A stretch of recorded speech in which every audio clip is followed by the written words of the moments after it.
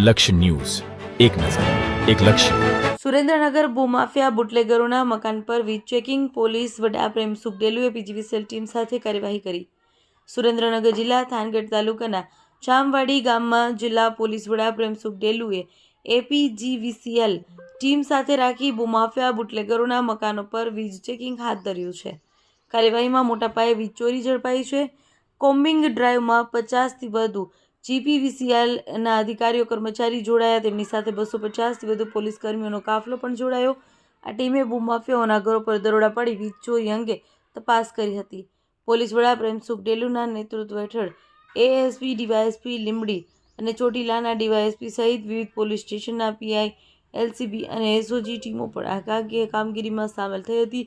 અનેક સ્થળોએથી મોટા પ્રમાણમાં વીજ ચોરી પકડી પાડી કાયદેસરની કાર્યવાહી કરવામાં આવી છે.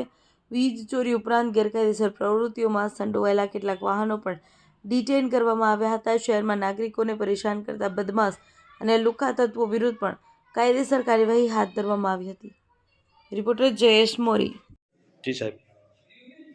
આજે આપણે પીજીવીસીએલની ટીમના જે સિનિયર ઓફિસર છે આને સાથે મળીને અને જે થાનગઢ તાલુકા અને જામવાડી જે ગામ છે આમે જે ખનન માફિયાઓ અને બીજા જે બુટલેગરો જે છે આને જે ઘર છે આ ઉપર સ્પેશિયલ કોમ્બિંગની ડ્રાઈવ રાખવામાં આવેલ હતી. અને આ જે ડ્રાઈવ હતી આ ડ્રાઈવ દરમિયાન લગભગ 50ની આસપાસ પીજીવીસીએલની ટીમ અને લગભગ 200થી 250ની આસપાસ પોલીસના અલગ અલગ રેન્કના અધિકારીશ્રી જેને એએસપી અને ડીવાયએસપી લીંબડી, ડીવાયએસપી ચોટીલા અને તમામ અલગ અલગ પોલીસ સ્ટેશનના પીઆઈ અને એલસીબી એસઓજીની ટીમ પણ સાથે મળીને અને અમે લોકો કાર્યવાહી કરી છે.